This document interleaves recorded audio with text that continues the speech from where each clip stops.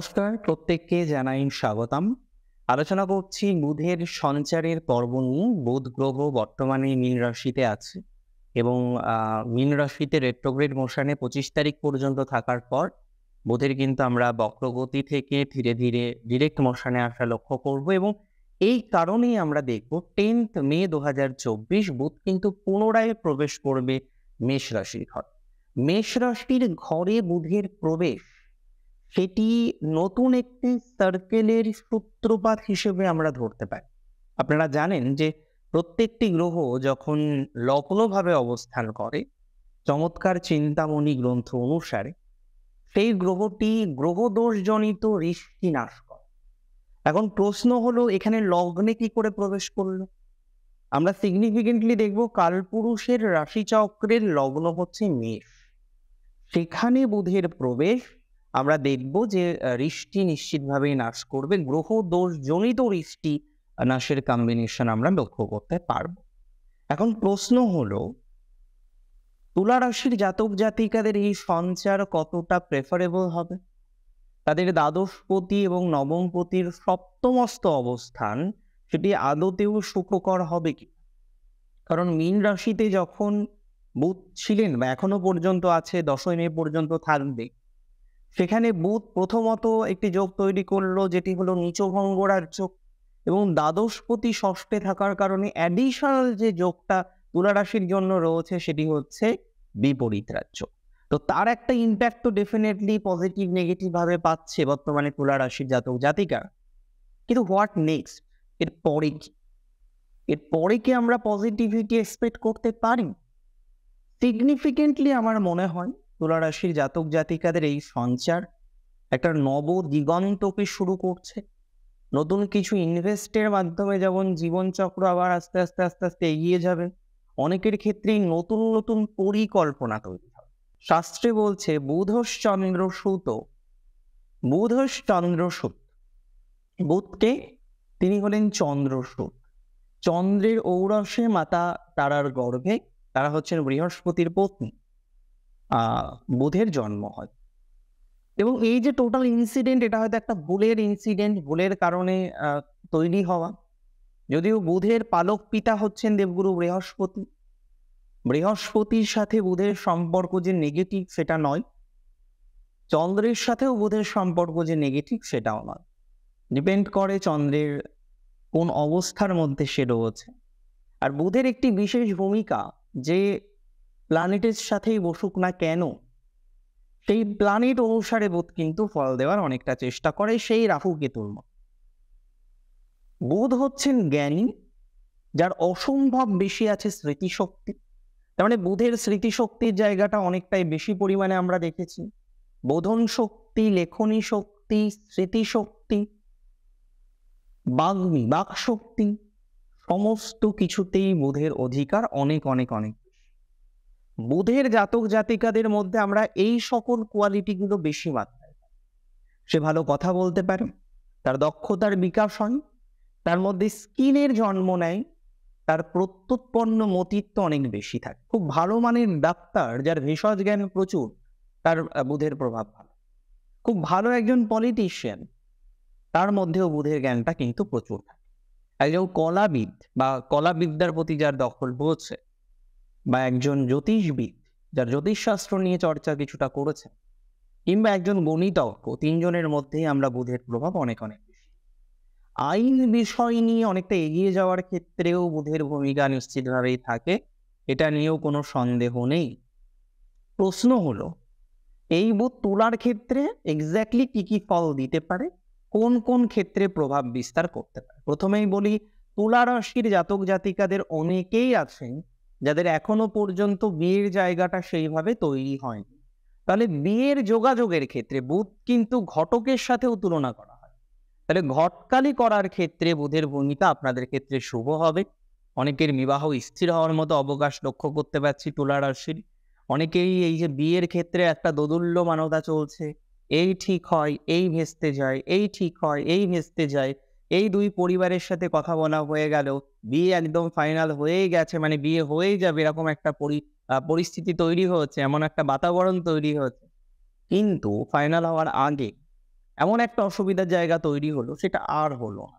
তো এই যে সিনারিও গুলো অনেকের ক্ষেত্রে অনেকে ফিল করেন, অনেকের ক্ষেত্রেই জটিলভাবে আসে এবং এটা কিন্তু বর্তমানে বুধের এই যে সঞ্চারটা হচ্ছে 10th মে থেকে 31st মে, প্রায় 21 দিনের একটা সঞ্চার। এটি আপনাদের ক্ষেত্রে যোগাযোগ থেকে শুরু করে অনেক বিষয়ে দক্ষতামূলক বিকাশ কিন্তু তৈরি করতে পারবে। এ বিষয়ে কোনো রকম সন্দেহ কিন্তু আমি প্রকাশ করছি না। তার মানে বুধের এই সঞ্চার আপনাদের বিবাহ সংক্রান্ত বিষয় থেকে শুরু করে, বিবাহ সংক্রান্ত বিষয়ে অগ্রগতি থেকে শুরু করে দক্ষতার বিকাশে সহায়তা করবে। অ্যাডিশনালি আমরা লক্ষ্য করতে পারবো বুধের এই সঞ্চারে ফ্রেন্ডশিপের জায়গাটা পজিটিভ হবে। অ্যাকচুয়ালি মার্কারি হচ্ছে ফ্রেন্ড, সেই ফ্রেন্ড যে অপোজিট জেন্ডারের। ডেফিনিটলি সম লিঙ্গের ক্ষেত্রেও বুধের ভূমিকা থাকে, কিন্তু এটা ধরে নেওয়া হয় বুধ হচ্ছে অপোজিট জেন্ডারের ফ্রেন্ডকে রিপ্রেজেন্ট করে। আমরা যদি ডিপলি আরো আন্ডারস্ট্যান্ডিং এর জায়গায় যাই সেক্ষেত্রে। যাই হোক, বুধের এই যে ভূমিকা, এখানে আমরা দেখবো অনেকের ফ্রেন্ডশিপের জায়গাটা ভালো নেই, ফ্রেন্ডশিপ রিলেটেড বিভিন্ন রকম প্রবলেম পেয়েছেন, ফ্রেন্ডের কথায় বিভিন্ন রকম স্টেপ নিয়ে বিপদে পড়েছেন। আবার অনেক ক্ষেত্রে গিয়ে লক্ষ্য করা গিয়েছে যে আপনার সাথে যার একটা ডেইলি বেসিসে হয়তো 12 ঘন্টা, 15 ঘন্টা, 20 ঘন্টা কথা হতো, যদিও 20 ঘন্টাটা একটু ইম্পসিবল হয়ে গেল। হ্যাঁ, যার সাথে আপনি সারাদিন হয়তো কথা বলতেন, আমি শুধু এটাকেই মিন করতে চেয়েছি, তাদের সাথে হয়তো এখন আপনার কোনো কন্ট্যাক্ট নেই। আর সিগনিফিকেন্টলি এই সমস্ত মানুষদের সাথে যখন কন্ট্যাক্ট থাকে না, শেয়ার করার যখন মানুষের অভাব আসে, মানুষ কিন্তু আস্তে আস্তে ভিতরে ভিতরে পুড়তে থাকে। একটা হচ্ছে দেহ মৃত্যু, মারা গেল, শেষ। আর আমরা যে এই যে পুড়ি, অনেকে আছেন ভালোবাসার জন্য পড়েন, কর্মজীবনের জন্য পড়েন এবং রেগুলার বেসিসে তার কষ্ট প্রাপ্তির জায়গা। তুলা রাশির একজন জাতিক আমার চেম্বারে এসে বলছে, দাদা আমি চিৎকার করে রাত্রে কাটি। কেন?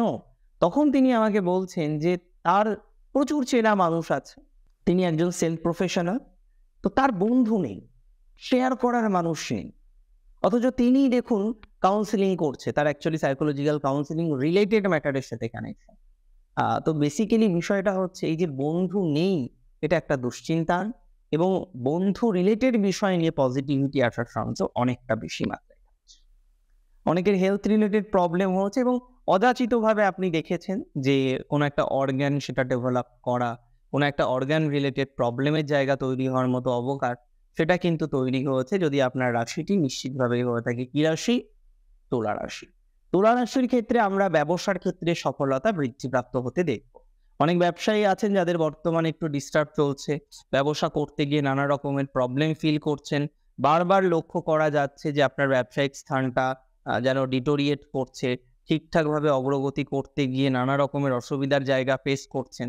তো যে বা যারা এই ধরনের বিষয় ফেস করছেন, যে বা যারা এই ধরনের অসুবিধার মধ্যে রয়েছেন, আমি মনে করি তাদের ক্ষেত্রে ধনাত্মকতা বৃদ্ধিপ্রাপ্ত হওয়ার অবকাশ রয়েছে। যদি আপনার রাশিটি নিশ্চিতভাবেই হয়ে থাকে তুলা রাশি, তাদের ক্ষেত্রে এই যে প্রফেশনাল ডিস্টারবেন্স, এই যে ব্যবসায়িক ডিস্টারবেন্স, এই যে ব্যবসায়িক পার্টনারশিপ জনিত সমস্যার জায়গা যারা ফিল করছেন, তাদের ক্ষেত্রে কিন্তু পজিটিভিটি বৃদ্ধিপ্রাপ্ত হওয়ার সম্ভাবনা অনেকটাই বেশি মাত্রায় থাকছে যদি আপনার রাশিটি হয়ে থাকে কি রাশি? তুলা রাশি।